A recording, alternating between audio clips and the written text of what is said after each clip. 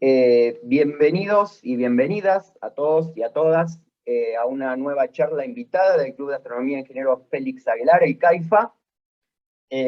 Hoy en particular tenemos el gusto de contar con la presencia del doctor Jorge Puchín. Él es un físico teórico, conocido por sus trabajos en agujeros negros, en colisiones de agujeros negros y en gravedad cuántica. Para los que no lo conocen, les voy a contar algunas cosas acerca de él. Jorge estudió los primeros años en la Universidad de Buenos Aires, estudió una ingeniería esos primeros años, y después se trasladó a hacer la carrera de física, a terminar la carrera de física en el Instituto Balseiro, y posteriormente se fue a la Universidad de Córdoba, donde realizó su doctorado en física.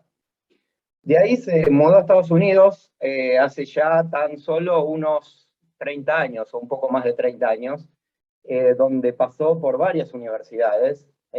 Hoy es profesor e investigador en física teórica en el Departamento de Física y Astronomía de la Louisiana State University en Estados Unidos. Sus áreas de interés e investigación fundamentalmente están centradas en la relatividad general y en la física cuántica, en colisiones de agujeros negros, como les mencioné recién.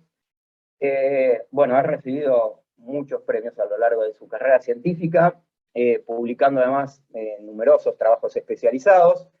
En particular, les cuento que con un destacado físico uruguayo, Rodolfo Gambini, realizó conocidas contribuciones, publicando trabajos y libros.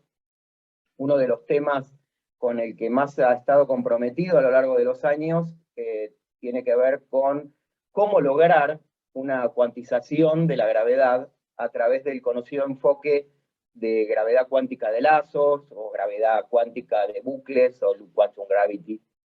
Y es el tema acerca del que hoy nos va a hablar, y de las aplicaciones en cosmología y agujeros negros. Como siempre, entonces les recuerdo, hacemos la primera parte formal, donde Jorge nos va a contar acerca de todo esto, y después hacemos una segunda parte donde vamos a charlar con Jorge y vamos a hacer preguntas y hacemos comentarios. Así que, bueno, Jorge, te cedo la palabra y entonces arrancamos. Y, bueno, obviamente, te repito el agradecimiento de todo el grupo por la presencia, la predisposición para venir a charlar con nosotros y contar lo que por ahí hacen. Bueno, muchas gracias a ustedes por la invitación. Los organizadores me insistieron varias veces que querían escuchar de gravedad cuántica de lazos.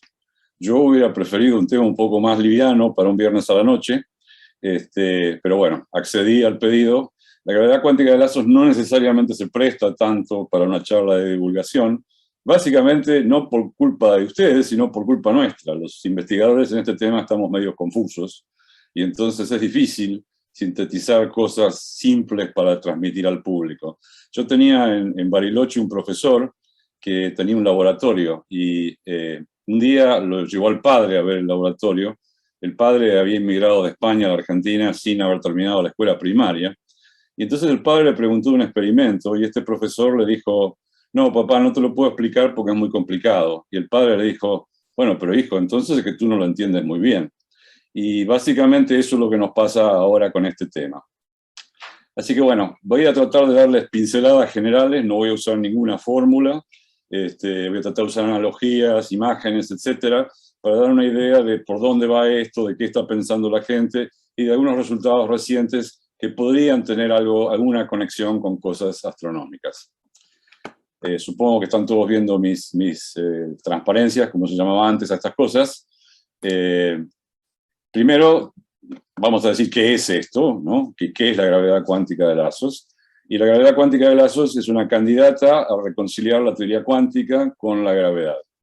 Así dicho, eso no transmite mucho, así que lo que voy a pasar unos minutos es hablando de qué quieren decir todas estas palabras que están marcadas en rojo aquí. La primera que me gustaría discutir es qué es esto de que es una candidata. Básicamente, lo que hace referencia a esto es que vamos a discutir ciencia incompleta. No hay acuerdo entre los físicos acerca de cómo reconciliar a la cuántica y a la gravedad. Hay propuestas, pero están incompletas. Una de ellas es la llamada teoría de cuerdas. Esta teoría es más ambiciosa aún, no solo quiere reconciliar la cuántica y la gravedad, sino que quiere incorporar todas las interacciones en una sola teoría, es decir, la interacción gravitatoria, la interacción fuerte y débil que tienen lugar dentro del núcleo de los átomos y la interacción electromagnética. La otra alternativa más popular, digamos, que hay, estas son las dos principales, hay algunas otras bastante minoritarias, es la llamada gravedad cuántica de lazos, que es la que vamos a discutir hoy. La gravedad cuántica de lazos tiene objetivos más humildes, solo se preocupa por el momento, al menos, en tratar de reconciliar la cuántica y la gravedad. Cuando digo que las teorías están incompletas, quiero decir que no sabemos extraer la mayor parte de las consecuencias físicas que nos gustaría de estas teorías. A veces se pueden extraer ciertas consecuencias físicas, pero que no son observables, que no corresponden al universo en que vivimos, por ejemplo. Ni siquiera es claro que estas teorías son consistentes internamente, lo cual obviamente sería muy grave si no lo son, y sobre todas las cosas no tienen predicciones físicas que se puedan comprobar experimentalmente, que conozcamos por lo menos. Como decía Abdul Salam, ¿cómo sabes que una teoría no tiene predicciones si no conoces la teoría completa?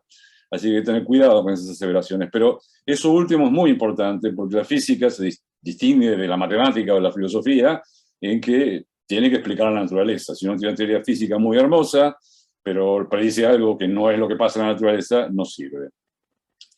Así que esto es a lo que me refería de por qué vamos a hablar de una candidata a reconciliar la gravedad y la física cuántica. Hablemos un poco de la gravedad. Obviamente todos ustedes saben de la gravedad, por lo menos de acuerdo a Newton. Es la teoría que aprendemos en la escuela, que dice que las masas, simplemente por el hecho de existir, se atraen con una fuerza proporcional a las masas e inversamente proporcional a la distancia al cuadrado. Quizás porque somos muy familiares, estamos muy familiarizados con esta teoría, no le damos quizás la importancia conceptual que ha tenido, porque esta teoría fue la primera gran unificación de la ciencia moderna. La teoría esta explica con una sola ley por qué se cae una manzana y por qué los planetas dan vuelta alrededor del Sol. Es realmente, si uno lo piensa un poco, intelectualmente un logro gigantesco, el haber unificado el mundo cotidiano de la vida en la Tierra con el mundo celeste del sistema solar. Como ustedes quizás sepan, la anécdota de la manzana no es 100% seguro que haya ocurrido, fue relatada muchos años después, pero lo que es cierto es que hay un árbol de manzana en la casa de Newton, que todavía existe hoy en día en Woolsthorpe, cerca de Cambridge, y si quieren ver el árbol no tienen que ir hasta ahí, porque en el Instituto Balseiro tienen un retoño del árbol que crece y está bastante grande y se pueden comer manzanas del árbol de Newton ahí. La teoría de Newton funciona muy bien en el sistema solar. En algún sentido que ahora les voy a clarificar, explica el 99% de lo que hay que explicar del sistema solar. Creo que hay alguien que no está muteado ahí, pero bueno, no importa.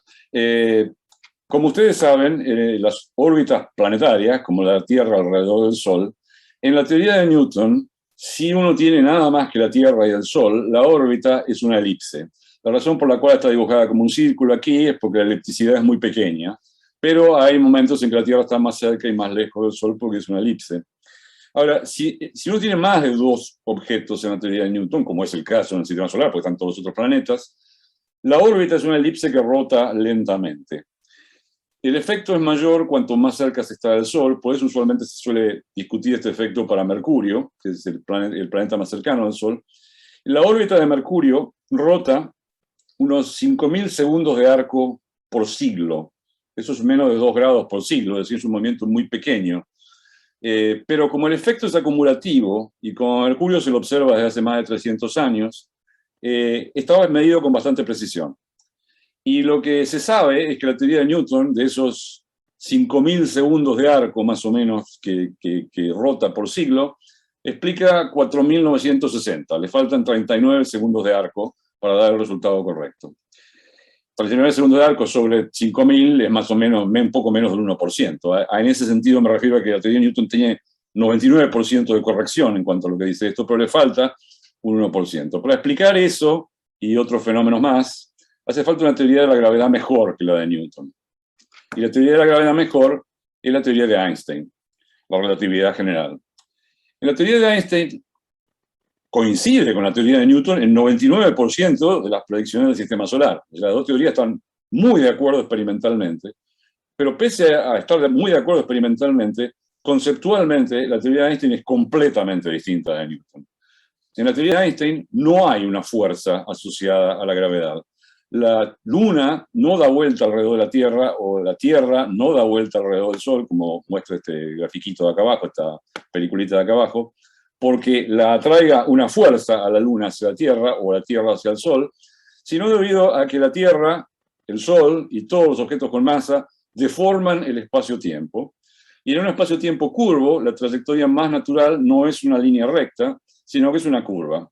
La analogía que me gusta dar a mí es si uno tiene un colchón y uno toma una pelotita de tenis y la hace rodar por el colchón, va a ir en línea recta, pero si uno se acuesta en el colchón y hace el mismo experimento, va a ir en curva, porque la trayectoria natural, el colchón curvado, no es más una línea recta. Hay que recordar que la teoría de Einstein dice que se curva el espacio-tiempo, y el espacio-tiempo, obviamente el espacio tiene 3 dimensiones, si le agregamos el tiempo son 4 dimensiones y eso no se puede dibujar. Esta peliculita de la izquierda trata de capturar por lo menos qué le haría a un espacio. Si ponemos un retículo en el espacio para medir distancias y tuviéramos una masa dando vuelta ahí, afectaría, esto está groseramente amplificado, las distancias de esta manera. Si uno quiere visualizar cómo sería el espacio-tiempo, lo que habría que hacer es habría que poner un relojito todo a lo largo de estas líneas, relojitos, sincronizarlos a todos, y lo que uno vería es que cuando pasa la masa, los relojitos se desincronizan. Estos efectos están muy exagerados en estas imágenes. La Tierra curva el espacio-tiempo alrededor de la misma en una parte en 1.000 millones. O sea, el espacio-tiempo alrededor de la Tierra es a todo un fin práctico plano, y sin embargo, esa pequeña curvatura que hay es la que es responsable de que nos matemos si nos caemos de un edificio. Bueno, eso es lo que vamos a entender en esta charla por la gravedad. Va a ser la gravedad de acuerdo a Einstein, no la gravedad de acuerdo a Newton, porque es la teoría que hoy consideramos más correcta. ¿Qué es la teoría cuántica? La teoría cuántica surge porque a comienzos del siglo XX se comienza a estudiar la física atómica y subatómica, la física del mundo micro. Y se nota que dicha física no se rige por las mismas reglas que el mundo macro en el que vivimos. Las reglas de la física cuántica se aplican en todos lados, también en el mundo macro. Pero lo que ocurre es un poco como si uno es corto de vista. Si uno es corto de vista y mira un árbol a una distancia, uno lo ve borroso, no distingue los detalles de las hojas, las ramas, etc.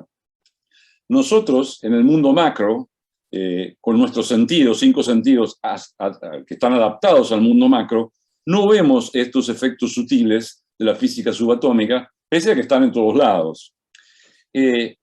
Como nuestra intuición acerca de la física está basada en nuestros 5 sentidos y en el mundo macro, las reglas de la mecánica cuántica pueden aparecer en muchos casos muy contraintuitivas. En particular, una cosa que se observa es que las magnitudes físicas no pueden tomar cualquier valor. O sea, nosotros estamos acostumbrados que la velocidad de un auto puede tomar, bueno, cualquier valor hasta la velocidad máxima que le dé el motor. O la energía de una batería, por ejemplo, puede tomar cualquier valor que le dio el diseñador. En la mecánica cuántica esto no es así. Las magnitudes físicas solo pueden tomar ciertos valores discretos cuánticos. Por ejemplo, si uno toma un átomo que tiene un núcleo y tiene... Acá estoy haciendo cosas con los dedos, no sé si ven la cámara ustedes. Tiene un electrón que va dando vuelta alrededor del núcleo. El electrón la órbita del electrón no puede tener cualquier radio. Solo hay ciertos radios permitidos y hay un radio mínimo permitido. Uno dirá, bueno, estos efectos cuánticos del mundo micro son cosas esotéricas, ¿no? ¿Tienen algún efecto en la vida cotidiana? Y la respuesta es sí. Por ejemplo, miremos este caso del átomo. En el átomo, el electrón está dando vueltas alrededor del núcleo. Dar vueltas es un movimiento acelerado, ¿no? Está la fuerza, digamos, centrífuga. Movimiento sin acelerar sería una línea recta. El electrón tiene carga, y cuando hay una carga acelerada, se emite radiación electromagnética. Eso es lo que pasa, por ejemplo, en una antena de un transmisor. La corriente que le envía el transmisor hace que los electrones vibren en la antena y eso produce radiación electromagnética. Como el electrón radia radiación electromagnética, esa radiación se lleva energía y la órbita empieza a decaer. El problema que hay es que si uno hace el cálculo de qué tan rápido ocurre ese proceso, le sale que son fracciones de microsegundo. Es decir, los átomos no vivirían más que fracciones de microsegundo. Y eso está catastróficamente mal, porque los átomos componen todo lo que nos rodea, nosotros mismos, componen piedras que viven millones de años, sin duda no decaen en microsegundos. Así que ese es un ejemplo de que la teoría clásica, del electromagnetismo clásico en ese caso, aplicado al átomo de hidrógeno, por ejemplo, o a cualquier átomo, da un resultado catastróficamente mal, digamos. Dice que es inestable con una estabilidad rapidísima. La teoría cuántica lo que hace es que, como hay una órbita de mínimo radio, cuando el electrón llega a esa órbita, le impide emitir radiación electromagnética y estabiliza el átomo. El electrón puede saltar a órbitas más altas, también discretas, y eventualmente puede caer emitiendo radiación electromagnética. Por ejemplo, si ustedes toman sal y lo tiran arriba de la hornalla en la cocina, van a ver que la llama se pone amarilla. Eso es porque el calor de la llama hace que los electrones del sodio salten a una órbita exterior y luego caen a la órbita mínima. Y como esa distancia está fija por la teoría cuántica, la frecuencia de la luz que sale está fija y esa es la luz amarilla que uno ve en el sodio. Pasa lo mismo, por ejemplo, en esos tubos de neón, que tienen colores distintos, son justamente porque los gases que ponen ahí adentro, cuando les pasa la corriente eléctrica, saltan los átomos y caen en una magnitud fijada por la teoría cuántica que determina el color de la luz. Así que, como se ve, estas cosas parecen esotéricas, pero tienen efectos prácticos muy importantes. No existiría el mundo si no existiera la mecánica cuántica. Otra característica que es sorprendente de la teoría es que es probabilística. La teoría clásica, la mecánica de Newton y la gravedad de Newton en particular, dicen que si uno tiene, por ejemplo, un conjunto de partículas y da la posición y la velocidad inicial de las partículas, uno puede calcular con precisión arbitraria dónde van a estar en el futuro. La teoría cuántica no es así, es probabilística. Dice que si yo tengo un estado inicial para las partículas, hay una probabilidad de que estén por aquí y hay otra probabilidad de que estén por allá en el futuro. Y la única manera de saber si van a estar aquí o allá es dejar que el sistema evolucione, es decir, hacer el experimento. Esto se conecta con otra propiedad muy contraintuitiva, y es que las magnitudes físicas solo toman valores cuando se las mide. Ojo, uno dirá, bueno, pero la teoría clásica también, si yo no mido algo no sé cuánto vale. Cierto, yo no sé cuánto vale, pero tiene un valor. La teoría cuántica dice algo más serio que eso, y es que dice que la cantidad no tiene valor hasta que se la mida. Esto lleva a este famoso experimento de las rendijas, que quería hablar un poco, porque nos da una idea de estas propiedades contraintuitivas de la mecánica cuántica. Supongamos que tenemos uno de estos cañones que tiran pelotas de tenis, que existen, y le ponemos pelotas de tenis que están cubiertas de tiza. Supongamos que ponemos en el fondo un pizarrón, y en el frente ponemos una mampara con una rendija, lo suficientemente ancha como para que pasen las pelotas de tenis. Cuando el cañón empieza a disparar, lo apuntamos al cañón también a la rendija para que pasen, pero claro, el cañón no es muy preciso, así que cuando uno hace el experimento, lo que va a ver es que algunas de las pelotas pasan y otras no. Si uno mira atrás en el pizarrón, las pelotas que pasan van a ir dejando una marca en el pizarrón, más o menos que siga la forma de la rendija. Si en lugar de una rendija yo pusiera dos rendijas, bueno, pasarían algunas pelotas y dejarían una marca allá atrás de las dos rendijas. Ahora, supongamos que lográramos encoger todo este experimento a la escala micro. Esto se puede hacer en realidad. ¿Cómo se hace? En lugar de usar pelotas de tenis, se usan electrones. Cañones de electrones existen. ¿Ustedes se acuerdan de los viejos televisores que tenían tubo de televisión? Bueno, el tubo de televisión tenía en la parte de atrás un cañón de electrones, que básicamente es un filamento que se calienta. Hay un efecto que se llama efecto Faraday, los electrones son despedidos del filamento por la temperatura, le ponen enfrente una carga positiva, una chapa con una carga positiva, con un agujero, los electrones se aceleran y salen disparados. Y la pantalla del televisor tenía fósforo y al pegar los electrones generaban luz. Si yo, entre medio de todo eso, ahora pongo un cristal tiene los átomos arreglados en forma digamos, regular, en forma de como un retículo, y entonces los electrones pueden pasar a través del retículo o pegar en los átomos. Es decir, el retículo de un cristal se comporta más o menos como una rendija. Entonces, si yo lograra poner ante un tubo de televisor un cristal, estaría llevando a cabo este experimento que habíamos hecho en escala micro. Bueno, acá no lo hacen de esa manera, esa es la manera en que se hace profesionalmente y se puede hacer. Simplemente pretenden que acá hay un cañón que tira electrones, que hay una membrana que tira electrones y hay un pizarrón que registra los electrones. En lugar de un pizarrón tendríamos que poner la pantalla de un tubo de televisor para que el fósforo nos lo mostrara. Lo que ocurre si uno hace el experimento con electrones es que los electrones van como pelotitas y si uno mira lo que va pasando atrás es que se van formando estas bandas que no corresponden a las dos ranuras que uno tenía. Y la banda del medio es la más intensa y la intensidad disminuye para aquí. Esto es precisamente lo que predice la teoría cuántica para este experimento. Predice que hay más probabilidad de que los electrones estén aquí, un poco menos de que estén aquí, un poco menos de que estén aquí, y probabilidad muy baja de que esté en las bandas negras. Si uno mira esto, uno ve que los puntitos van apareciendo, es decir, ven, no sé si lo alcanzan a ver ahí, los puntitos se van agregando uno por uno, es decir, cada uno de esos es un electrón. Lo que nos dice esto es que cada electrón que tiro puede terminar acá, puede terminar acá, puede terminar acá, puede terminar acá. Puede terminar en cualquiera de las bandas. Yo no sé en cuál banda va a terminar. La teoría cuántica no me predice eso. Lo único que me predice es la probabilidad. Y la probabilidad, la manera de verlo es tirar muchos electrones. Entonces, claro, donde es más probable va a haber más electrones que en otros lados. ¿Qué es lo que está pasando aquí? Los electrones, por un lado, se están comportando como partículas. Uno ve que pegan de a uno ahí en el fondo. Pero por otro lado, no se están comportando como partículas porque no dejan una traza así. Para entender lo que pasa, conviene tratar de repetir este experimento ahora en un tanque de agua. Supongamos que tenemos un tanque de agua, como aquí abajo, y ponemos una mampara, que esto se puede hacer con dos ranuras, y ponemos atrás un pizarrón donde no va a pasar nada, porque el agua no le hace nada al pizarrón, pero como siempre un punto de referencia para ver dónde está el agua. Y ahora tiramos una piedrita acá abajo, y al tirar una piedrita eso genera ondas en el agua. ¿Sí? Las ondas en el agua pegan en la mampara. La parte de afuera, que no pega en la mampara, sigue para adelante como si nada. La parte que pega en la mampara es detenida por la mampara, excepto que donde están las rendijas empiezan a salir dos onditas más. Y esas ondas empiezan a superponerse, a interferir, digamos, como se dice en física, entre sí.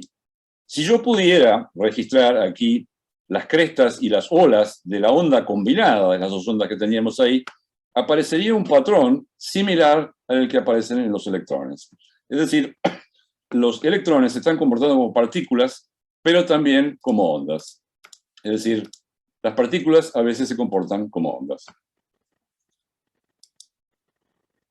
Aquí, cuando uno trata de combinar estas ideas, es donde a uno le explota la cabeza. Porque básicamente la teoría de Einstein dice que la gravedad es acerca del espacio-tiempo, y la teoría cuántica de esto tendría que decir que el espacio-tiempo mismo es probabilístico. Pero eso es un concepto difícil de como se dice en inglés, enroscar alrededor de la cabeza. Porque, ¿qué quiere decir que el espacio-tiempo es probabilístico? Hasta este momento en la física, hasta la teoría de Einstein, el espacio-tiempo siempre fue un marco de fondo, que estaba ahí fijo y no hacía nada. Era lo que usábamos como referencia para decir dónde están las cosas. Ahora nos dicen que eso es probabilístico también. No solo el espacio, sino también el tiempo. Es decir, mañana hay una probabilidad de que exista mañana. No debe sorprender que esto cree confusión. A comienzos de la década del 60, los físicos empezaron a tratar de usar las técnicas de la física cuántica que se habían usado con enorme éxito para estudiar el electromagnetismo, las interacciones fuertes, las interacciones débiles, que son interacciones que ocurren dentro del núcleo atómico, toda la física de partículas, digamos, y trataron de aplicar a esas técnicas a cuantizar la gravedad de Einstein. ¿Por qué en la década del 60? Dirán ustedes, bueno, la gravedad de Einstein es del 16, las teorías estas de mecánica cuántica se desarrollaron en los 40 y en los 50, y después se dieron cuenta los físicos que para aplicarse a la teoría de Einstein había que procesar un poco la teoría más, y eso tomó un cierto tiempo, por eso recién en la década del 60 se empezó a hacer esto. Y lo que notaron era que cuando aplicaban esas técnicas a la gravedad, había problemas. Las ecuaciones desarrollaban infinitos, las cosas no tenían sentido, y los problemas persisten hasta hoy en día. Hacia 1986, un físico originario de la India, Abhay Ashtekar, profesor en la Universidad del Estado de Pensilvania, donde yo pasé un tiempo en la década del 90, mostró que la teoría de la gravedad de Einstein se podía escribir como una teoría de Yang-Mills. ¿Qué es una teoría de Yang-Mills? Las teorías de Yang-Mills son las teorías que describen la interacción fuerte y la interacción débil. Son básicamente como el electromagnetismo de Maxwell, pero en lugar de tener un campo eléctrico y un campo magnético, tienen varios campos magnéticos y varios campos eléctricos entre sí. Esto va a ser necesario para introducir la idea de lazos, es decir, reescribir la gravedad de Einstein como una de estas teorías de Maxwell con muchos campos eléctricos y muchos campos magnéticos. ¿Qué es lo de los lazos? En el siglo XIX, Michael Faraday inventó una manera de entender campos eléctricos y magnéticos de forma gráfica, en términos de las llamadas líneas de campo. La historia de Faraday es muy interesante.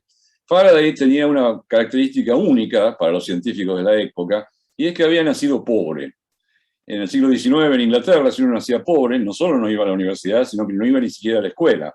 Faraday consiguió trabajo en una librería e hizo un arreglo con el librero, que si él se quedaba después de hora y limpiaba la librería, el librero lo dejaba quedarse cuanto tiempo quisiera a leer libros. Y así que fue un autodidacta, aprendió física por su cuenta.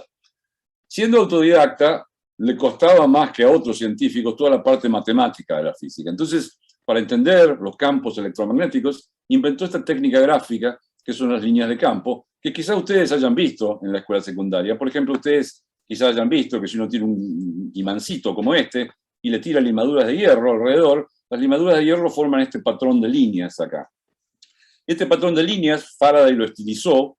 Estas son líneas imaginarias que imaginaba Faraday. Son líneas tales que si uno pone una brujulita acá, en cualquier lugar alrededor de este imán, la brujulita se va a alinear con la línea. Esto es lo que este gráfico trata de mostrar aquí. Estas líneas son muy útiles, porque si yo les escribiera la fórmula matemática del campo de un imán, es muy complicada, porque como ven, las líneas tienen un patrón bastante elaborado. Si uno quiere escribir esas líneas matemáticamente, son complicadas. Pero dibujar estas líneas, uno prácticamente lo puede hacer a mano alzada, simplemente mirando la forma del imán. No hay muchas otras cosas que pudieran hacer que esto que está dibujado aquí. Esta técnica es muy poderosa, porque básicamente, dada la configuración, sea magnética o eléctrica, uno puede sacar mucha información acerca del cálculo, del campo, sin hacer ningún cálculo. Si tuviéramos unos minutos más y quisiéramos hacer un par de ecuaciones, yo les podría mostrar cómo, por ejemplo, podemos calcular el campo de un alambre cargado, simplemente dibujando las líneas de la forma más obvia, y las líneas tienen la propiedad de donde están más juntas, el campo es más intenso, y donde están menos juntas es menos intenso. La intensidad del campo es proporcional a la densidad de líneas. Simplemente sabiendo eso, uno puede escribir la fórmula de cómo es el campo, de configuraciones sencillas o más complicadas, mirando las líneas. Bueno, en 1988, Carlo Rovelli y Liz Morin sugirieron usar estas líneas de campo de Faraday para entender a la gravedad formulada como la había propuesto Ashtegar. Como Ashtegar había formulado la gravedad en términos de estas teorías de Yang-Mills, que tienen campos eléctricos y magnéticos, se le puede aplicar a esas teorías la idea de las líneas de Faraday. Y esas líneas aplicadas al campo gravitatorio es lo que son los lazos. Tengo que decir una cosa más acerca de las teorías de gravedad, y la voy a decir ahora, que es que como hay varios campos eléctricos y varios campos magnéticos, los lazos de la gravedad, además de ser una línea, como son los de Faraday, llevan un número que da cuenta de eso de que hay varios campos eléctricos y magnéticos. Ese número se lo suele llamar color. A esto hay que agregarle un ingrediente más, y es la llamada medida de Ashtegar y Lewandowski. Este es un tema recontra súper técnico, pero notablemente se puede explicar con un dibujito. Un elemento importante de la física cuántica es cómo comparar estados. Y esto es lo que se llama la medida. Nos indica qué tan cerca, qué tan distinto es un estado cuántico de otro. Yo necesito esto para hacer predicciones físicas, porque la teoría cuántica me predice, dado un estado inicial, cuál es el estado final. Y bueno, el estado final lo tengo que comparar con algo. Entonces necesito poder comparar estados.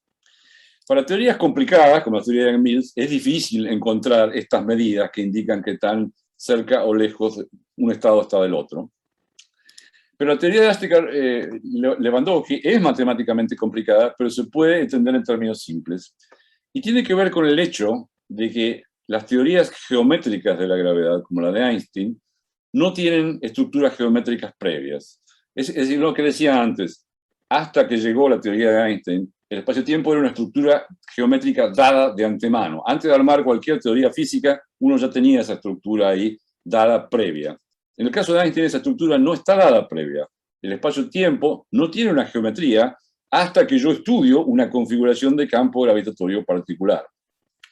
En inglés esto se llama background independent, no depende de ninguna estructura de fondo. Si uno está en una situación así, donde no hay estructura que distinga un punto de otro, todos los puntos del espacio-tiempo son equivalentes. Es un poco equivalente a si uno estuviera en un barquito en la mitad del océano de noche, en una noche nublada, lejos de la costa. Uno no podría decir, este punto es distinto a aquel punto, porque no tengo nada con qué compararlos. Si yo estoy cerca de la costa, sí puedo saber qué punto está más cerca de la costa o no. Si pudiera ver las estrellas, podría orientarme. Pero si no tengo punto de referencia, todos los puntos del océano me parecen los mismos.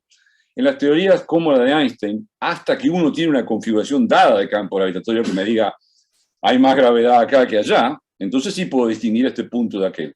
Pero hasta que no la tengo, la teoría, los puntos los puedo mover. Eso implica que los lazos de esta teoría yo los puedo mover mientras lo haga en forma continua. Si no lo hago en forma continua, se me rompe toda la estructura diferencial, no puedo escribir ecuaciones, etc. Así que los estados cuánticos de la gravedad cuántica de lazos tienen que ser estados de lazos que yo los puedo deformar unos a otros. Y lo que dice la medida esta elástica de Lewandowski es que si yo puedo deformar el lazo de un estado al del otro en forma continua, son el mismo estado. Y si no se puede, están a distancia infinita. Gráficamente, la cosa es así. Si yo tengo un estado como este y un estado como este, aun cuando los lazos parecen muy distintos, como los puedo deformar continuamente unos al otro, la medida dice son el mismo. Si yo tengo un estado como este y un estado como este, aunque se parecen mucho, salvo por este nudito que tengo acá, este estado yo no lo puedo deformar a aquel. Para deformarlo tendría que cortarlo y desatar el nudo, pero cortarlo no es una operación continua. Entonces, estos estados están a distancia infinita. Hay un teorema que se llama teorema Lost, no porque esté perdido, sino por los autores Lewandowski, Okobo, Salman, Tillman y Fleischer. Okobo estaba en mi grupo cuando hizo este teorema en Luisiana. Muestran que esta construcción, en realidad, con ciertas hipótesis no muy fuertes, es única. Y eso es muy lindo, porque quiere decir que la matemática nos está guiando hacia la física. Es decir, es fundamental para hacer física tener estas medidas, y la matemática nos está diciendo que esta medida es única. En términos de esta manera de presentar la gravedad, en términos de lazo, las áreas pueden verse como los lazos pueden verse como acarreando un cuanto de área. Esto es muy interesante, así que lo voy a contar.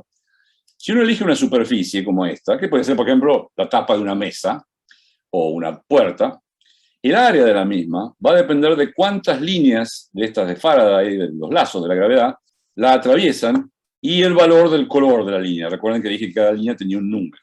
La formulita, dije que no iba a tener ninguna fórmula, pero la puse acá, no importa mucho la fórmula. La fórmula no, depende del valor de esta línea, y si hay más de una línea se suman todas, y es proporcional a la llamada distancia de Planck al cuadrado. La distancia de Planck es 10 a la menos 33 centímetros, es decir, 0,033 ceros y un centímetro. Es decir, una distancia ridículamente chica. Es 15 órdenes de magnitud más chica que el radio de un protón. Es decir, en el mundo real, si yo miro una mesa que tiene 1 metro cuadrado, digamos, de área, en el mundo real la van a atravesar a la mesa 10 a la 66 de estas líneas. Es decir, unos 66 ceros, seguidos de 66 ceros de líneas. Por eso es que en el mundo macro jamás vemos nada de esto. En el mundo macro la mesa puede tomar cualquier valor, porque 1 metro cuadrado o 1.0001 cuadrado igual es una cantidad gigantesca de estas líneas de diferencia. Nunca voy a estar en la situación donde agrego o quito una línea en el mundo real.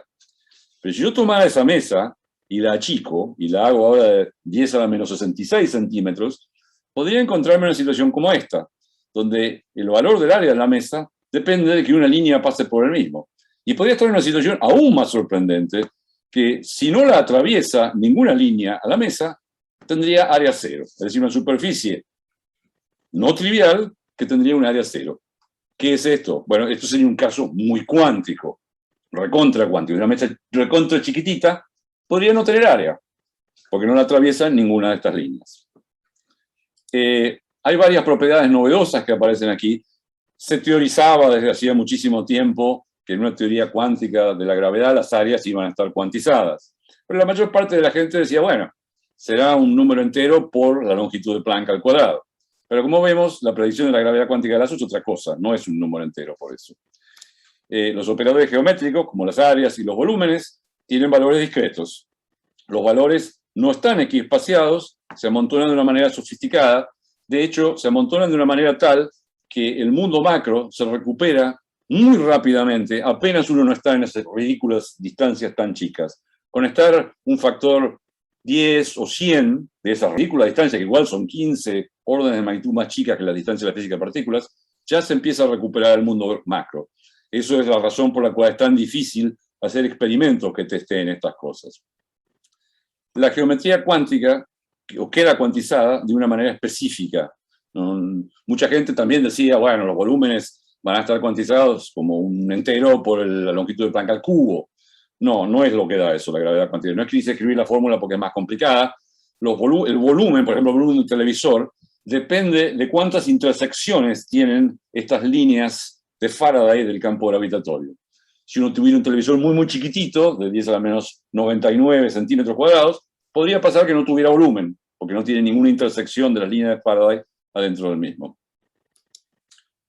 Usando todas estas estructuras, en 1996, Thomas Thiemann, un físico de origen alemán, que en ese momento estaba en Harvard, ahora es catedrático en Erlangen, en Alemania, escribió esto. Es un montón de términos técnicos, teoría no trivial, matemáticamente bien definida, finita, libre de anomalías de la gravedad cuántica. Escribió una teoría de la gravedad cuántica que no parece tener los problemas que siempre se encontraban cuando se trataba de cuantizar la gravedad. A los físicos, a las ecuaciones cuánticas nos gusta escribirlas con sombreritos, así que acá pictóricamente, no escribí las ecuaciones de Einstein, ni mucho menos, pero digo, le puso sombrerito a las ecuaciones de Einstein, miembro izquierdo y miembro derecho, las cuantizó. Me dirán ustedes, bueno, pues entonces construyó una teoría de la gravedad. ¿Terminamos con esto? No, no del todo. Porque sigue siendo muy difícil extraer predicciones físicas de esta teoría. Para otras teorías complicadas, como las teorías de Yang-Mills que describían la interacción fuerte y la interacción débil, también es difícil extraer predicciones físicas. Existen técnicas que se usan en ese caso que no sirven para la gravedad. Por ejemplo, una de las maneras de estudiar las teorías de Yang-Mills es lo que se llama ponerlas en un retículo, discretizarlas y tratarlas como por computadora. Si uno pone un retículo, uno rompe esa simetría de la teoría de que los puntos se pueden mover. Así que eso se puede aplicar en Yang-Mills porque hay un espacio-tiempo físico de fondo, pero en gravedad no se puede usar. Así que, debido a esto, no sabemos si la teoría de Thiemann es correcta. Es decir, la teoría puede tener todas estas propiedades matemáticas que escribí acá, ser hermosa, pero si no predice lo que pasa en la naturaleza, no sirve. Y como es difícil extraer las predicciones físicas de esta teoría, no podemos comprobar eso. ¿Qué está tratando de hacer la gente? Bueno, lo que está tratando de hacer la gente es estudiar situaciones muy simplificadas, con mucha simetría, donde hay poquísimos grados de libertad, donde entonces los cálculos se simplifican al máximo. Y esas son las dos aplicaciones que quería discutir en esta charla, las cosmologías y las situaciones con simetría esférica que incluyen los agujeros negros. Antes de pasar a eso, quiero mencionar que el tema no está exento de controversias. Si uno va en Internet, hay blogs que dicen que esto está todo mal, que los físicos que hacen eso no saben nada, etc. ¿Cómo puede ser que haya controversias en ciencia? Bueno, básicamente porque es ciencia incompleta. Si yo tengo una teoría completa, la teoría predice lo que dice la naturaleza o no. Está bien o mal. Pero si yo tengo una teoría incompleta, científicos honestos pueden estar en desacuerdo acerca de qué tan prometedor es esa línea de investigación. La matemática que se usa aquí, si bien es precisa, es muy distinta a cualquier cosa previa. En particular, esa medida de Astrika y Lewandowski que introduje es muy distinta a las otras que se han considerado en el pasado. Las propiedades del espacio, su discretitud, etcétera, parecen contraintuitivas, pero lo que dice la gente que trabaja en el tema es, bueno, ya se probó lo que era intuitivo y no anduvo. Así que algo tenía que cambiar. La pregunta es, ¿lo que se cambió demasiado, es demasiado radical el cambio? alguna gente dice, bueno, pero si ustedes aplicaran estas técnicas en otras teorías que conocemos, ¿funcionan? Bueno, la gente se tomó el trabajo de hacer eso, en la teoría de Maxwell, etcétera, y funcionan. Pero los críticos no están satisfechos porque dicen que no funcionan muy bien. A esto me gusta referirme como la 4x4 versus una Ferrari. Si yo agarro una 4x4 y la pongo en una pista de Fórmula 1, anda bien, pero nunca le va a ganar una Ferrari que fue diseñada para esa pista de carrera. Similarmente, las otras teorías que tienen un espacio-tiempo de fondo usan técnicas que fueron diseñadas usando eso, y claro, son mejores, son más eficientes. Esas técnicas no se pueden usar en el caso de gravedad porque no hay geometría de fondo. Aquí se usan técnicas para eso, que claro, cuando se aplican a teorías que tienen técnicas más específicas, no funcionan tan bien como ellas. Yo no recomiendo que lean acerca de esto en la web porque, insisto, hay mucha opinión mal informada sobre el tema. En la literatura académica, estos autores, Nicolai es un cuerdista muy conocido que se tomó el trabajo de entender y estudiar la gravedad cuántica de lazos en detalle, escribió con algunos alumnos unos trabajos y fueron respondidos por Thomas Seaman en esta revista de aquí. Estos son trabajos técnicos, así que tampoco se los recomiendo, pero por lo menos es bueno saber que existe este tipo de debate más serio en la literatura académica. Si se preguntan cuáles son los puntos centrales del debate, bueno, son estos que dije aquí. Simplemente presentados no como 4x4 para Ferrari, pero presentados con ecuaciones y con términos técnicos. Bueno, dejemos pasar a las aplicaciones porque empieza a acabárseme el tiempo. Una aplicación que quería discutir es la cosmología. La cosmología es el estudio del universo como un todo. Y ustedes me dirán, pero no dijiste que quería estudiar modelos sencillos y me vas a decir que vas a hacer todo el universo. Sí, bueno, el tema es que la cosmología es el estudio del universo como un todo, con una aproximación muy grosera. Se ignoran casi todos los grados de libertad, nos ignoramos nosotros, el sistema solar, las galaxias, todo, y miramos solo grados de libertad muy macros. En el modelo más sencillo que se considera, simplemente se considera un grado de libertad, que es el factor de escala que determina el volumen del universo. Es decir, una teoría que tiene un solo número que explicar. En ese sentido, si bien explica todo el universo en ese sentido, lo explica de forma muy grosera. Y es una teoría muy sencilla. Sabemos que el universo se expande. Es decir, que si voy para atrás en el tiempo, se contrae. Eventualmente llega un punto donde el factor de escala es cero. El volumen es cero y la curvatura diverge. Eso es lo que se conoce como el Big Bang, la gran explosión que dio origen al universo. ¿Por qué explosión? Bueno, porque básicamente, como las cosas divergen cuando uno va ahí, la teoría no puede continuar más allá. Es decir, se acaba el espacio y se acaba el tiempo porque diverge todo ahí. La física clásica se termina ahí. No se puede evolucionar más. Sin embargo, la expectativa general siempre ha sido que esto es empujar la teoría clásica más allá de donde es válida. Porque claro, cuando el universo se hace muy chiquitito, se vuelve micro. Y entonces tiene que haber efectos cuánticos. Alternativamente, las curvaturas son muy grandes, las energías son muy grandes. Todas características de que debería haber efectos cuánticos. ¿Puede pasar que la teoría cuántica haga alguna diferencia ahí? Recuerden, la teoría cuántica estabiliza los átomos. Le hace algo al Big Bang. Predice algo similar a lo que hay en los átomos para el Big Bang, la teoría de lazos. Antes de contarles lo que dice la teoría de lazos de esto, déjenme contarles la historia usual. Dado que uno está estudiando un sistema con solo un número, se puede cuantizar con relativa facilidad. Eso fue hecho en la década del 60. Las ecuaciones de Einstein cuánticas se vuelven una ecuación diferencial conocida, como la ecuación de Wheeler-DeWitt. Esto fue estudiado extensivamente en la década del 60 y 70, y la conclusión es que la singularidad no es eliminada por esos efectos cuánticos. Desde la década del 60, esto generó un impasse.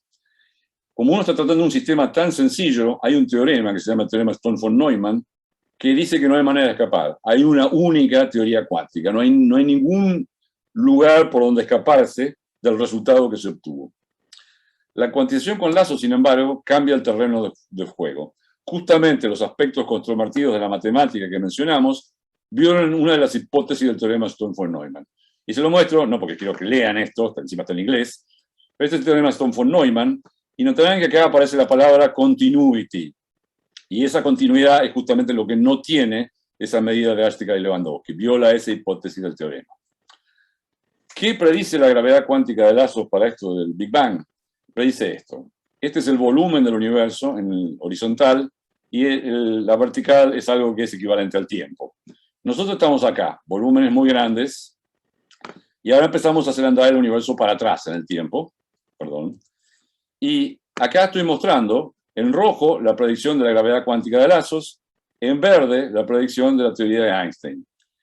Cuando estamos en universos grandes, como ven, las dos teorías están perfectamente de acuerdo una como la otra, como esperamos. Digamos, la teoría cuántica, cuando se aplica al mundo macro, tiene que coincidir con las teorías macro.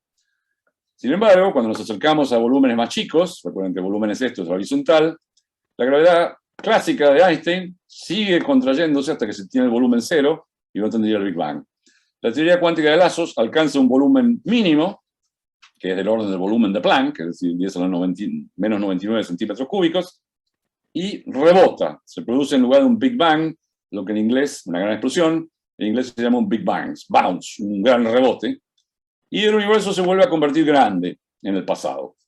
Es decir, acá se parece mucho al Big Bang, porque la densidad es muy grande, la curvatura es muy grande, el volumen es muy chico, pero es todo finito, no hay nada infinito. Y como no hay nada infinito, se puede seguir evolucionando a lo largo del mismo. Y lo que se obtiene, en este modelo súper simplificado, con un grado de libertad, es que el universo rebota y se vuelve a convertir grande en un universo previo, preexistente a lo que nosotros percibimos como el Big Bang, una región de densidad muy grande y volumen muy chico. Acá puse varios autores que trabajaron en esto. Parampreet Singh está en Luisiana, acá con nosotros. Ustedes me dirán, ok, esto en algún sentido suena interesante, porque esto es lo que quería hacer la gente siempre, y no podían. Es decir, querían eliminar el Big Bang con efectos cuánticos. Pero por otro lado, tiene gusto a poco, en el sentido de que yo no puedo ir al Big Bang y ver qué pasó. Así que, obviamente no puedo ir para atrás del Big Bang, nunca podría atravesar esta región de curvaturas tan grandes, energías tan grandes, quedaría completamente desintegrado. Así que esto, bueno, parece lindo, pero no parece que tenga ninguna implicación física, ¿no? Pero sin embargo, tiene una. Y esta historia la quiero contar porque es muy linda, más allá de la gravedad cuántica de lazo. Básicamente lo que hace la gente es, toma este universo muy sencillo, con un grado de libertad, y le pone arriba pequeñas perturbaciones, de manera tal de poder estudiarlas. Y se quiere ver qué efectos tiene sobre esas perturbaciones la expansión del universo y potencialmente un Big Bang o un Big Bounce. Lo que hace la gente es pone a vivir campos cuánticos sobre esta cosmología discutida y trata de predecir el espectro del fondo de microondas cósmico y compararlo con observaciones. Y la historia es realmente hermosa. El fondo de microondas cósmico, muchos de ustedes sabrán lo que es que en la década de 60, unos físicos que trabajaban para la compañía de teléfonos, la AT&T, era la época que la compañía de teléfonos tenía físicos, estaban trabajando en una antena de microondas y tenían siempre un ruido que no podían eliminar. Empezaron a buscar explicaciones más pedestres, por ejemplo, buscaban si había excremento de palomas que producía el ruido, la antena estaba limpia, estaba todo bien, y notaron que en realidad estas microondas que veían estaban siempre ahí y venían del cielo. Luego se las estudió con más detalle, actualmente se las estudia con satélites para evitar todos los efectos atmosféricos, y lo que se notó es que estas ondas son ondas electromagnéticas que llegan a nosotros desde el Big Bang mismo. Del Big Bang, el universo estaba muy caliente y emitía luz. Esa luz empieza a viajar por el universo y viaja hasta que nos llega a nosotros. Como el universo se expande, se enfría. Ustedes vieron que si uno toma un aerosol y lo sostiene mientras lo tira, se enfría el aerosol. Eso es porque el gas al salir se expande y se enfría. Bueno, el universo se enfría y a las ondas electromagnéticas, como la luz, enfriarse les alarga la longitud de ondas, y entonces esa luz que se emitió en el Big Bang, cuando nos llega a nosotros, nos llega muy fría, nos llega como radiación de microondas. Hoy en día ha sido estudiada en gran detalle, como digo, con satélites, y lo que se observa es que es muy homogénea. La frecuencia, o la temperatura, si se quiere, de las microondas que llegan, si yo miro una dirección u otra dirección del cielo, son la misma a unas pocas partes por millón. Pero se ha medido con tanta precisión que se pueden medir esas diferencias en las distintas direcciones, y lo que se nota es que no son aleatorias, tienen correlaciones. Básicamente acá, en este grafiquito, muestro la imagen usual que se muestra del fondo de microondas cósmicos. lo que se muestra aquí no es el valor, sino que son las diferencias de valor, son esas partes por millón muy amplificadas en distintos colores. Y uno mira esto y piensa, esto parece aleatorio, ahí no se ve ninguna estructura. Pero lo que ocurre es que si uno, por ejemplo, mira en una dirección, y ahora mira en otra dirección, digamos que está a 10 grados de la misma, y ahora promedio en todas las direcciones que están a 10 grados de la dirección original, si fuera aleatorio esto, cuando hago ese promedio, me daría 0. Pero lo que se observa no es eso. Se observa esto. Esta es el promedio ese que dije, hecho alrededor de una dirección cualquiera, esto se puede hacer en cualquier dirección del cielo, como función del ángulo, ese 10 grados que dije, puede ser para 10, puede ser para 20, puede ser para 30, como función del ángulo, las fluctuaciones. Y lo que se ve es una estructura aquí. Es decir, si esto fuera aleatorio, esto daría 0, pero no da 0. Esa es la parte experimental, lo que hacen los astrónomos observacionales con estos telescopios, como el telescopio Covey, el telescopio Planck, etc. Lo interesante es lo que hicieron los teóricos para explicar esto, como por ejemplo Alan Guth. Los teóricos y también los astrónomos experimentales están bastante de acuerdo en que hubo un periodo en el que el universo se expandió muy rápidamente, llamado el periodo inflacionario. Esta inflación no tiene nada que ver con la inflación monetaria, es simplemente que el universo se expandió exponencialmente. Lo que hicieron los teóricos es, pusieron un campo cuántico acá al comienzo de la inflación y lo pusieron en el estado más sencillo que se pueda, que se llama el vacío. Ese estado no tiene correlaciones, es aleatorio. Lo evolucionaron a lo largo de la inflación y lo que observan es que esa evolución produce correlaciones. Y cuando van y grafican las correlaciones, son esta curva verde que uno tiene aquí. Los puntos rojos son los puntos experimentales. Es decir, esta historia es bellísima. Porque con un modelo súper sencillo, que es decir, pongo un campo cuántico en el estado más simple posible, lo evoluciono a lo largo de la inflación y me salen las correlaciones del fondo de microondas cósmico. ¿Qué cambia? Esa es la historia tradicional, sin gravedad cuántica de lazos ni nada. ¿Qué cambia con gravedad cuántica de lazos? Bueno, gravedad cuántica de lazos cambia en que dice que hay este rebote a un universo previo. Y entonces lo que cambia en esta imagen es, ¿por qué vamos a poner al estado cuántico en el estado más simple acá? ¿Qué hay de especial ahí? Nada. Si lo vamos a poner en algún lugar especial, o lo ponemos acá, que por lo menos tiene la especialidad de ser el rebote, o lo ponemos al comienzo de todo en este preuniverso. Bueno, resulta que no importa mucho si uno lo pone acá o en el preuniverso, pero lo que importa es que cuando llega acá, donde lo ponían antes, los teóricos como Alan Guth, ya no está más en ese estado vacío, porque la evolución lo hizo cambiar. Y eso lleva a cambios en el fondo de microondas cósmico, particularmente para ángulos muy grandes. Si vamos a ángulos muy grandes acá, lo que vemos es que los puntos experimentales tienen mucho error. La curva que predice la inflación tradicional pasa por los puntos, así que no está en desacuerdo con ellos, pero hay lugar aquí para que una teoría distinta predizca una curva distinta. La gravedad cuántica de lazos predice esta curva negra, y esta es la curva verde que teníamos antes de inflación tradicional. Como ven, son distintas, pero claro, los puntos experimentales tienen demasiado error y no dejan verlos. Estos puntos experimentales se espera que tengan menos error cuando se lancen satélites mejores que los que tenemos ahora, y pronto, en un par de décadas quizá, se haya suficiente precisión en los puntos experimentales como para decir si la gravedad cuántica de lazos explica mejor los puntos experimentales que la inflación tradicional. Esa es la historia de cosmología que quería contar. Es lo más cerca que estamos por el momento de una predicción experimental que se pueda llegar a comprobar.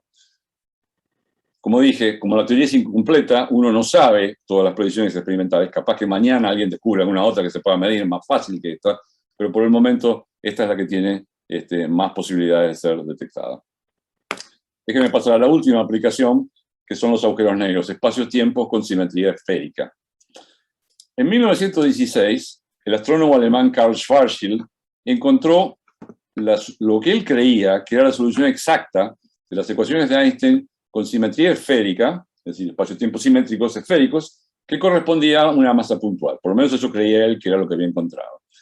Lo de Schwarzschild era realmente muy meritorio, porque Einstein presentó su teoría en el mes de noviembre de 1915. Schwarzschild en enero le manda una carta a Einstein diciendo: resolví tus ecuaciones en forma exacta, algo que Einstein no había podido hacer. Las presentaciones que hizo en la Academia de Ciencias de Prusia en noviembre las había extraído las predicciones físicas usando una solución aproximada, porque creía que era imposible resolver esas ecuaciones. Schwarzschild las resolvió no solo mientras peleaba en el frente ruso con el ejército alemán, o sea, era un oficial del ejército alemán, sino que además estaba muy enfermo de una enfermedad autoinmune de la piel que lo mató a los 3 meses, murió en mayo de 1915. Así que es muy meritorio realmente que en estas condiciones lograra resolver las ecuaciones que Einstein no había podido resolver. En realidad, la estructura que encontró no corresponde a una masa puntual. La matemática de Schwarzschild está todo bien, las ecuaciones están todas bien. Lo que tenían mal era la interpretación.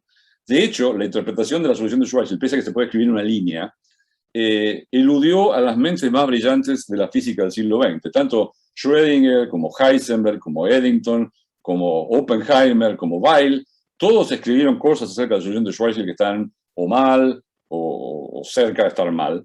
Realmente se entendió solo a mediados de la década del 60 lo que quería decir esa solución. Y lo que quiere decir esa solución es que lejos, sí está bien, era como decía Schwarzschild, lejos de R igual 0, corresponde a la gravedad de una masa puntual. Pero claro, cuando uno se empieza a acercar a R igual 0, empieza a aumentar la curvatura y se genera una región esférica, una esfera, en la cual si uno entra, no puede salir. Esa esfera se la conoce como horizonte de evento, y uno es inexorablemente arrastrado hacia R igual 0, donde la curvatura diverge y hay una singularidad. Uno es destruido por fuerzas de marea mucho antes de que ello ocurra. Las fuerzas de marea, que son lo que explican las mareas de los océanos, se producen porque en un campo gravitatorio, si yo me paro, estoy aquí sentado, técnicamente la Tierra atrae mis pies con un poquito más de fuerza que mi cabeza, porque el campo disminuye a medida que uno sube.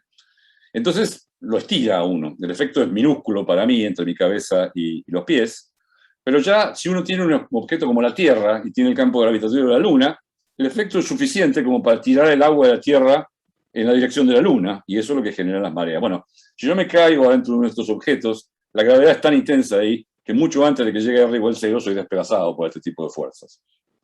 Pero si yo fuera muy chiquitito, podría acercarme un montón hasta R igual 0. La gravedad es tan intensa en esa región que nada puede salir, ni siquiera la luz. Es decir, si yo estoy acá en la Tierra y tiro una piedra para arriba, la piedra sube y baja. Si la tiro más fuerte, sube más, pero baja. Si la tiro a 40.000 kilómetros por hora, la piedra no baja más, se escapa al espacio. Así hacen los cohetes para volar. Bueno, en estas regiones tan cercanas a R igual 0, la gravedad es tan intensa que no puede salir ni la luz. Y como la teoría de Einstein dice que la luz es lo más rápido que hay, si eso no puede salir, nada puede salir. Esta idea, la idea de un objeto tan gravitante que no puede salir la luz, es muy vieja. En realidad el obispo Mitchell y Laplace en el siglo XVII habían teorizado. Pero lo que le faltaban a ellos, ellos no sabían que la luz era lo más rápido posible. Para ellos era un objeto que iba a ser negro porque la luz no podía salir, pero no sabían que nada puede salir de ahí. Era lo que se llama un agujero negro. Lejos de ser objeto de ciencia ficción, se espera que los agujeros negros son muy comunes en el universo y que se producen cuando las estrellas acaban el combustible de las relaciones nucleares que normalmente les impiden colapsar. La estrella es una bola de fluido atraída por su propia gravedad. Eso la comprime. Al comprimirla se calientan y se producen reacciones nucleares. Eso genera presión que las estabiliza. Pero claro, cuando se acaba el combustible, la estrella empieza a colapsar y eventualmente se vuelve más chiquita que esta región que tenemos acá y se convierte en lo que se llama un agujero negro. Para dar una idea, para crear un agujero negro con la Tierra, habría que comprimirla a menos de 3 centímetros de diámetro. Si yo lograra comprimir la Tierra a menos de 3 centímetros de diámetro, si tratara de tirar una piedra desde la superficie de la Tierra, no podría salir, y si iluminara una linterna hacia arriba, la luz no lograría salir, porque esa superficie, el horizonte de evento, estaría afuera de la Tierra, estaría a 3 centímetros. Para la Tierra misma, esa superficie está dentro de la Tierra, entonces no vemos ninguno de estos efectos. Bueno, asumiendo simetría esférica, lo que hicimos con mi colaborador Gambini fue, en el año 2013, esencialmente repetir lo que hizo Schwarzschild para Einstein para la teoría de gravedad cuántica de lazos.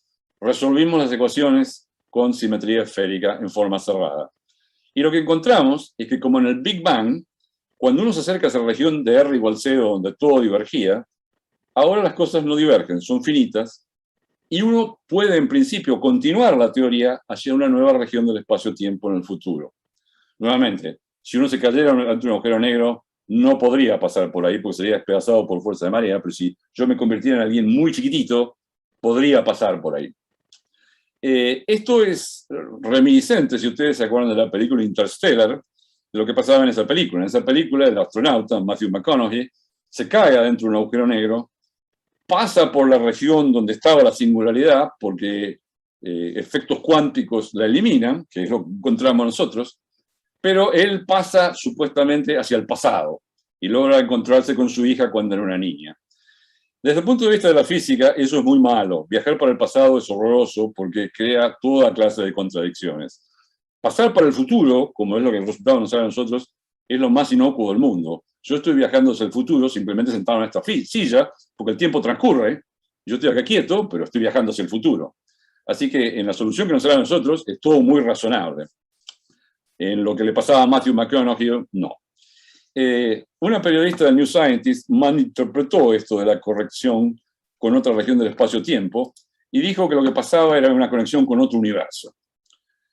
Y eso rompió la Internet. Básicamente, cientos de artículos se publicaron en el mundo diciendo que nosotros decíamos que a través del agujero negro se puede pasar a otro universo, lo cual no es lo que decíamos.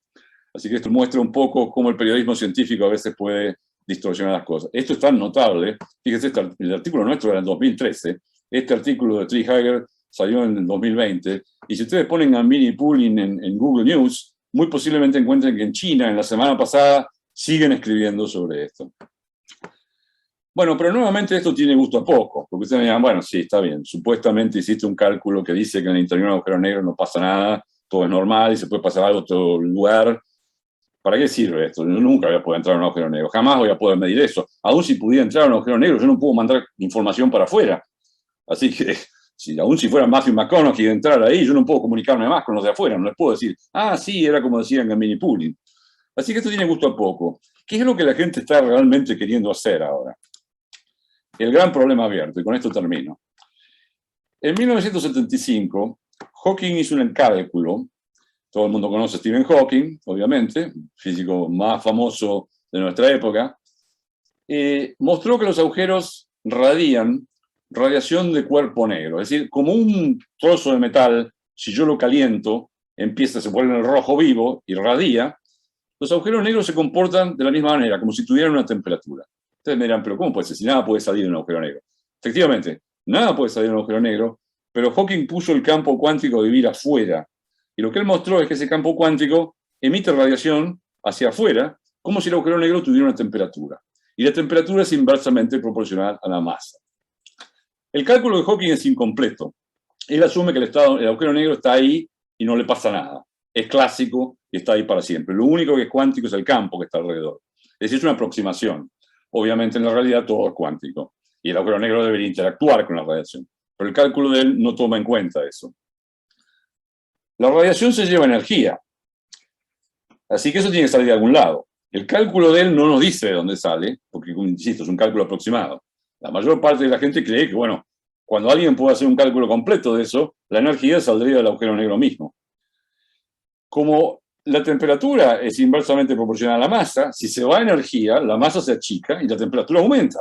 Es decir, esto es un efecto fuera de control. Eventualmente el agujero negro se evapora por completo. Y eso es lo que esta peliculita quiere capturar aquí. Inicialmente el agujero no es negro, sino que emite algo de radiación. Cada vez empieza a emitir más, cada vez empieza a emitir más y de golpe desaparece. Pero claro, uno no sabe hacer el cálculo de esto. Esto lleva a muchas preguntas. ¿Cómo es que el agujero negro pierde energía? ¿Cómo le da la energía al campo? Y en particular, si el agujero negro desaparece por completo, ¿qué pasa con toda la información de lo que formó el agujero negro? Los agujeros negros son formados por estrellas. Las estrellas tienen toda clase de información, sistemas muy complejos. Si lo único que sale al final del día es un flash de radiación, como dice ahí, caracterizada por un solo número, su temperatura, ¿a dónde fue toda la información de lo que formó el agujero negro? Es lo que se llama la paradoja de la información. El cálculo de Hawking, como decimos, no nos dice la respuesta a esta. El cálculo de Hawking es incompleto, porque el agujero negro es fijo, tratado como clásico, y no interactúa con el campo. En mi opinión, este es el problema central de la física teórica fundamental. Por fundamental quiero decir la física teórica que explora las leyes de la física misma. Hay muchos problemas importantes en física teórica donde lo difícil es cómo aplicar las leyes de la física. Por ejemplo, hay muchos problemas en física de estado sólido, donde se conocen muy bien las ecuaciones que lo describen, pero son complicadísimas de resolver. Esos problemas son muy importantes, pero este es el problema más importante de la física fundamental, que es la física que está tratando de ver cuáles son las leyes fundamentales.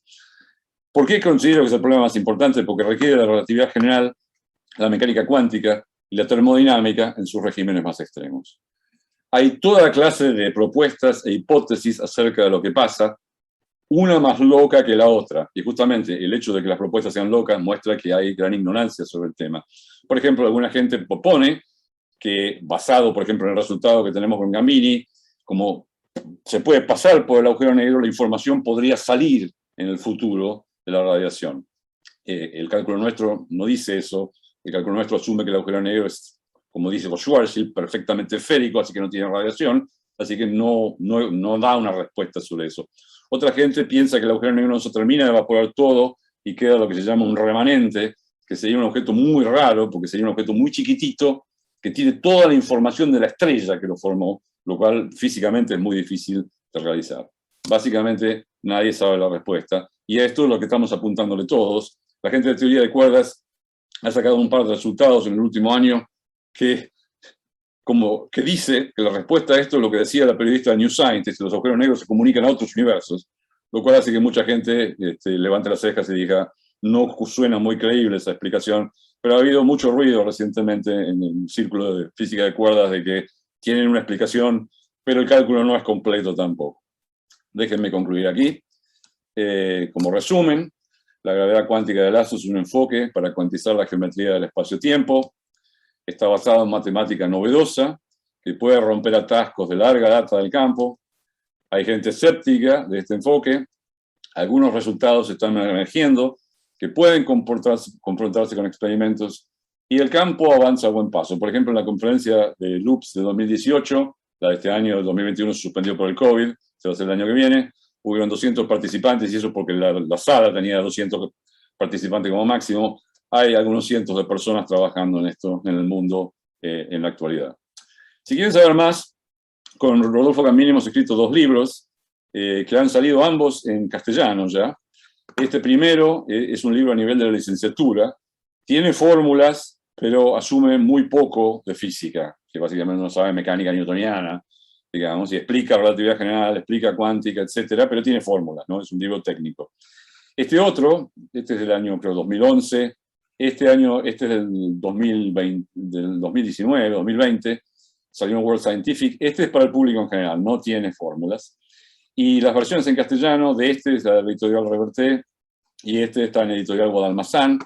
La versión en Kindle de esto, que es muy fácil de acceder, creo que cuesta $6, así que no es muy caro.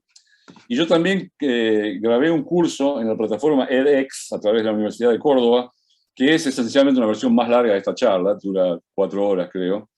edX, ustedes pueden acceder gratuitamente al mismo. Si quieren tener un diploma, tienen que presentarse un examen al final y ahí hay que pagar, pero el curso se puede ver gratuitamente. Bueno, muchas gracias. Bueno, gracias Jorge.